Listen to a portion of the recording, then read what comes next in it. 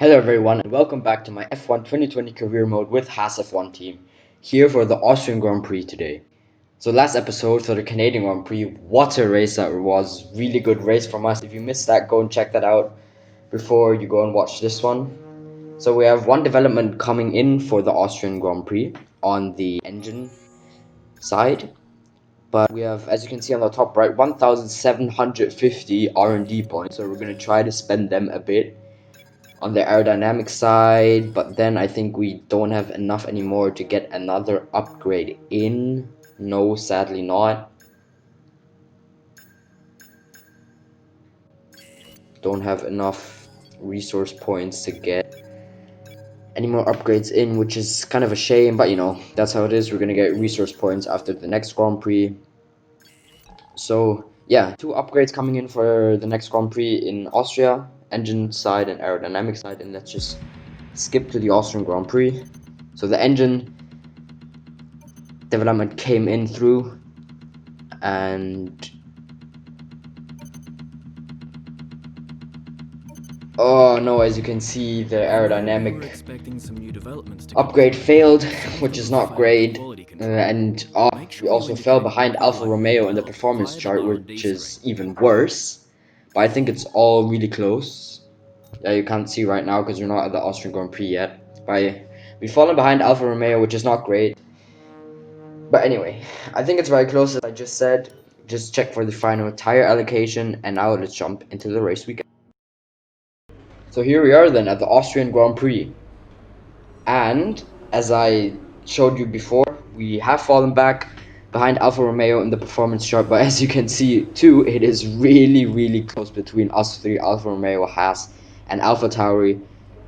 So just there's nothing in it, basically. Really close. Also between Red Bull, Ferrari, and Racing Point is really close. We're just gonna get a new energy store system because the other one was worn out a bit, and I'll just say let's just jump straight into qualifying.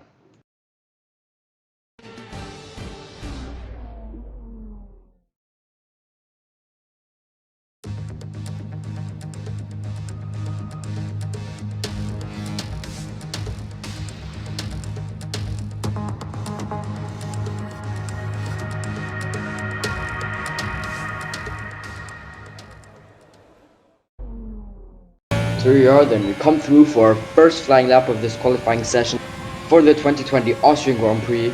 I really have high hopes for this weekend because as we go a bit wide into turn 1, which is not great. But yeah, as I said, I have high hopes for this weekend. The car field is great. I think we're on the right setup. The car field's great, such as it was in Canada. So yeah, really high hopes for this weekend. We'll see what we can make from it as we lock up to the next corner. Well, that didn't help us. But now, we come across the line. What's it going to be? Oh, P4, about miles away from the other cars, but that wasn't great. Let's watch for the other. So now we start our second flying lap of this qualifying session. Break into turn 1, try to make a bit better into turn 1, but that was not really the case. It was better than before, but not really. We're down in P17.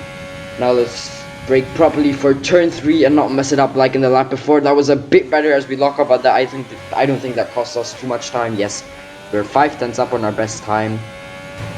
And now going to come across the line. What's it going to be for us? P12, great lap from us, but I think we can do a bit better in some areas.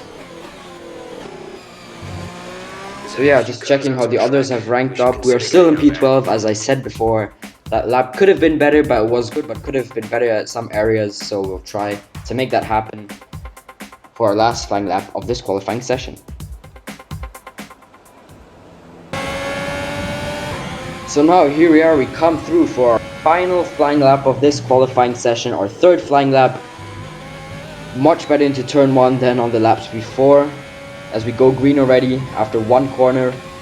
We're going to go down this long straight, try to brake even better than before into turn 3, brake, turn in, that was much better, get on the power earlier, open DRS for this next straight. We're currently way up on our time than we had before. Brake into turn 4, turn in as we lock up a bit, but that didn't cost us too much time. Get on the power early, it's really important to get on the power early on this corner. Now a bit of a blind banked corner bit, turn left, get on the power, getting a bit wide, but turn in, get on the power early again, and I'll just accelerate until the final two corners come up. Two right-handers as we turn in for the final two corners, and now turning for the final corners. We get on the bump a bit awkwardly and we go out wide. We open the DRS, we're going to run across the line. What's it going to be?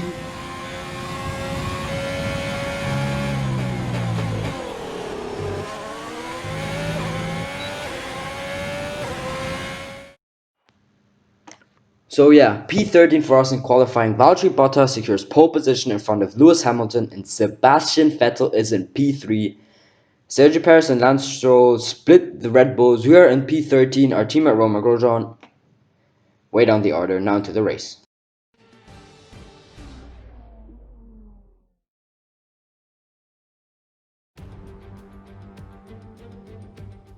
Welcome to the beautiful Styrian Mountains for another chapter in the story of the Austrian Grand Prix.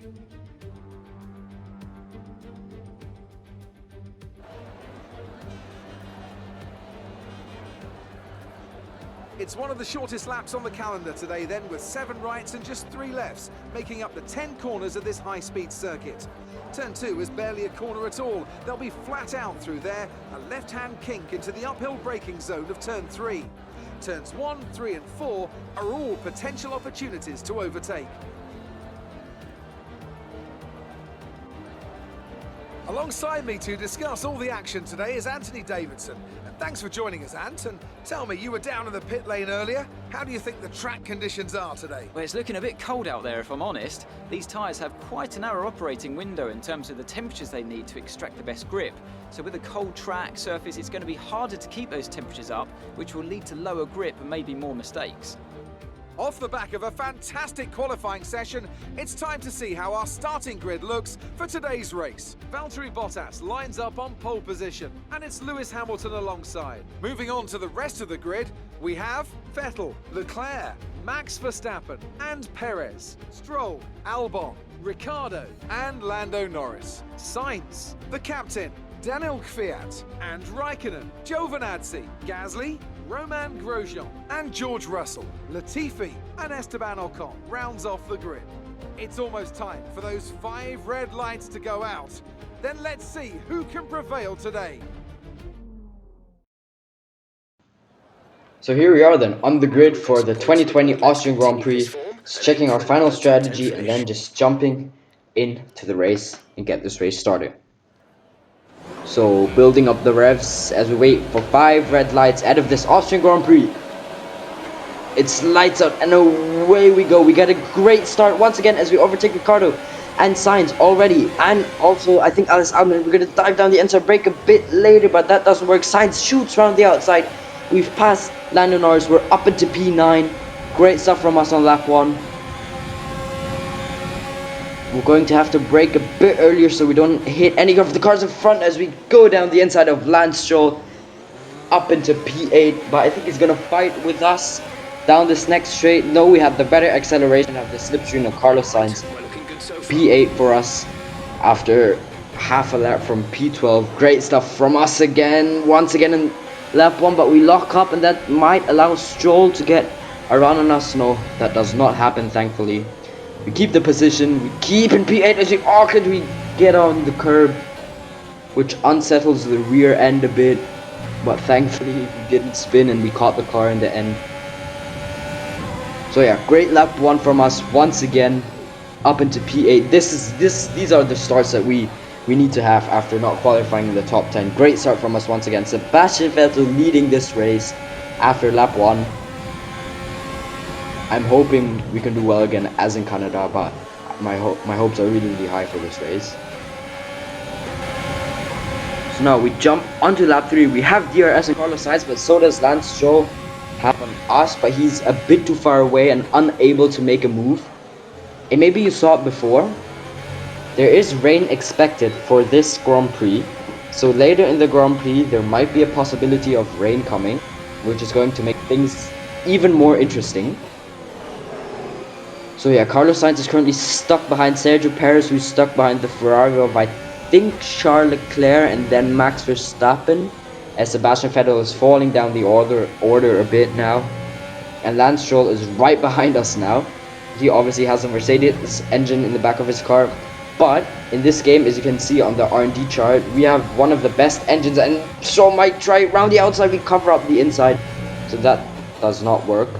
So yeah, we have one of the strongest engines actually in this game, which does not match with the reality. So yeah, this will give us an advantage though in this race, but we don't have DRS on Sainz anymore, and Lance Stroll is now right behind us. He's gaining on us, but I think he's no, he's not too far away to make a move. We're gonna cover up the inside, break a bit later than him, lock up, and we keep the position on Lance Stroll and keep in P8. Great stuff from him. So now we jump onto lap 5, and there's Lance Stroll. He's slipstreaming us, and he shoots past us with the DRS, but we're gonna break a bit later than him. We have the inside line for the next corner, trying to get on the power early. We are going to have DRS for the next straight, open DRS, and we're back ahead of Lance Stroll. Wow, that was great fighting from us there. Great fights. Really enjoyed that one. And we are still in P8 of this Austrian Grand Prix. We've fallen back a bit on color signs, but just re-overtaking Stroll. Great stuff. But now on to lap 6 again, and then Stroll has DRS once again, but he's not as close as last time. We're going to cover the inside, but he's a bit too far away to make a move as we get on the curb awkwardly. But he's obviously going to have DRS for this next straight, which is going to give him an advantage. He's in the slipstream. He's going to go for the move around the outside. We're going to cover the inside. The inside line is normally the better one, trying to get on the power early, but the backhand slips away a bit. But we keep ahead of Lance Stroll. Great stuff from us once again. We've fallen back from Carlos Sainz even more now. And oh, and Lando Norris just got past Lance Stroll, as you can see on the top left. Lando Norris overtook Lance Stroll, probably into the turn before, but oh, Stroll must have been caught off guard. And Alex Albon has overtaken Lance Stroll too now. Whoa, what has happened to Lance Stroll there? Not a great stuff from him.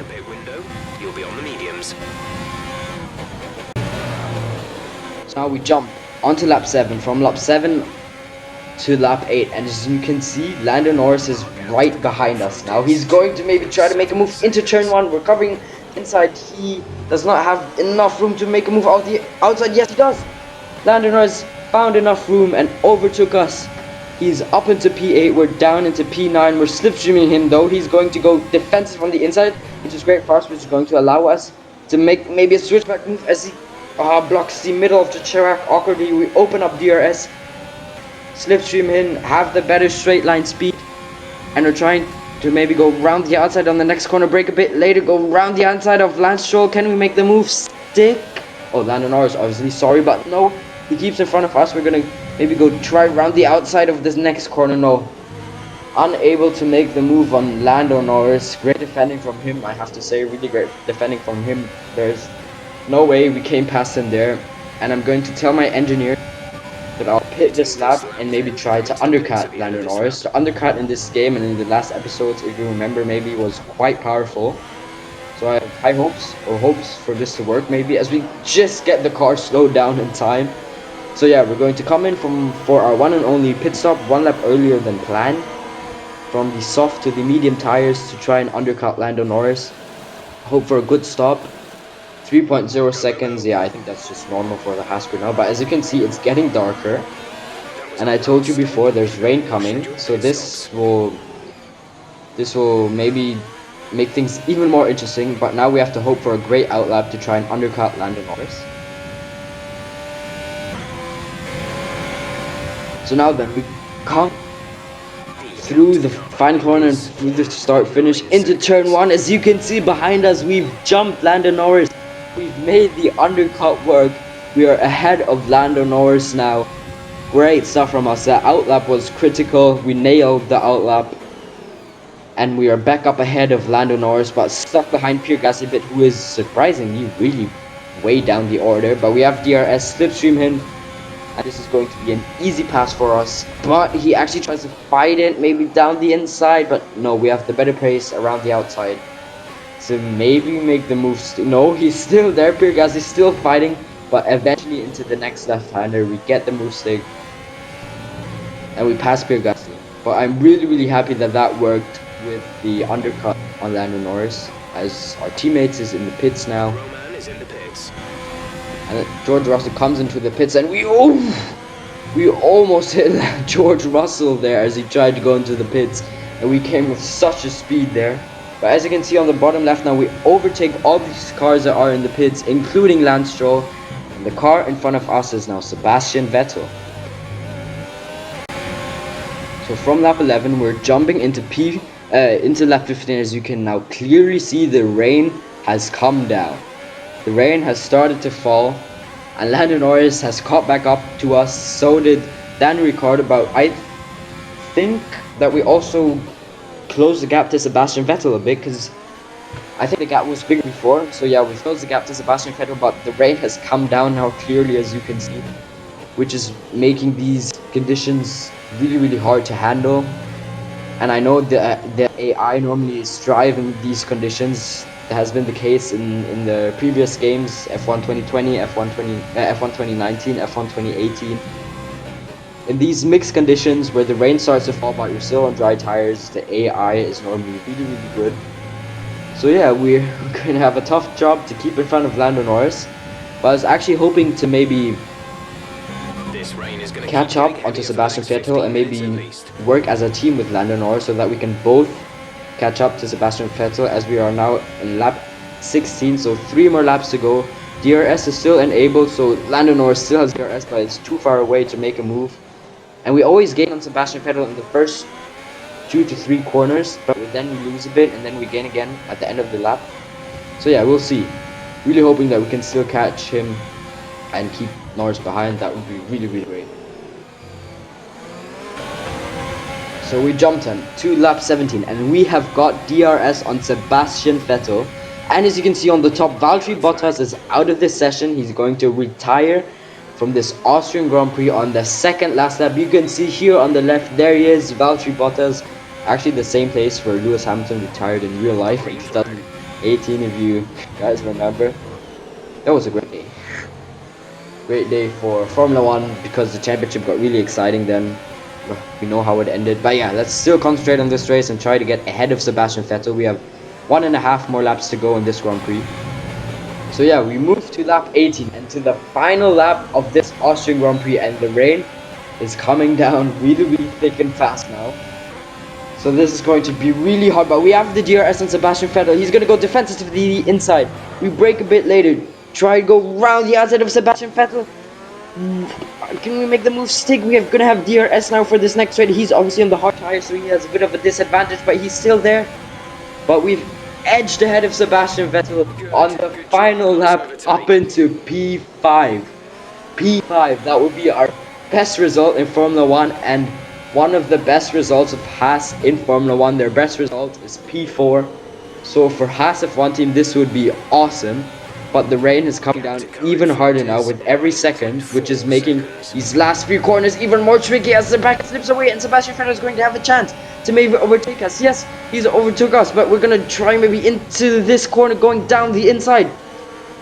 And we've got back ahead of Sebastian Vettel. Yes, what a move. So we end this Austrian Grand Prix for best result in Formula 1 in P5. Let's go. Alright, race over. Take care of the car on the way in.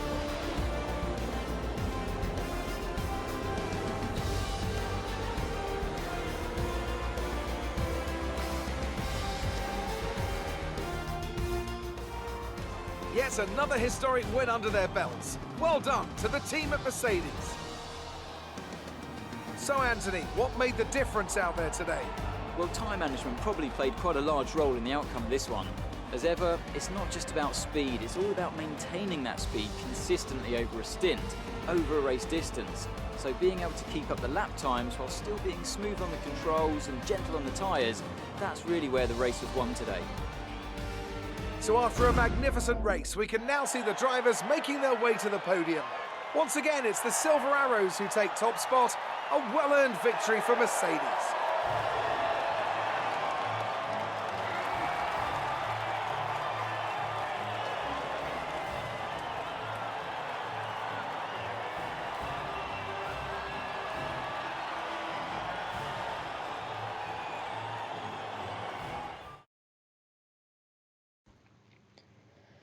So yeah, P5 for us in the end.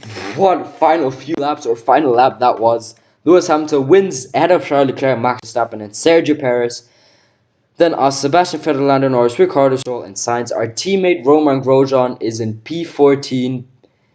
Valtteri Bottas finishes last. That means Lewis Hamilton extends his championship lead massively, and we are up into the top 10 of the drivers' standings in the championship. Great race this was again from us, and the car was really good and really nice to drive. So yeah, really happy with that. P5 for us, and we look at the constructors. We are in P7, comfortably ahead of Alfa Romeo, AlphaTauri, and Williams. Once again, I say it, great race again, really fun and awesome result in the end. So yeah, that was it. The Austrian Grand Prix. I say it once again, awesome result from us. What tense final lap that was, fighting Sebastian Vettel into the final few corners. We obviously now have a lot of R&D points. We're gonna make some upgrade that hopefully come in before the British Grand Prix, but I'm not too sure because the British Grand Prix is really close, 2 weeks after the Austrian Grand Prix. So 3 upgrades we're gonna get in for the next race on the aerodynamic side, engine side, and chassis side. So yeah, I hope for a great race again in the next episode in Great Britain. If you like this episode, then be sure to smash that like button and subscribe for more content of my F1 2020 career mode. Great race from us once again, I said. Awesome result.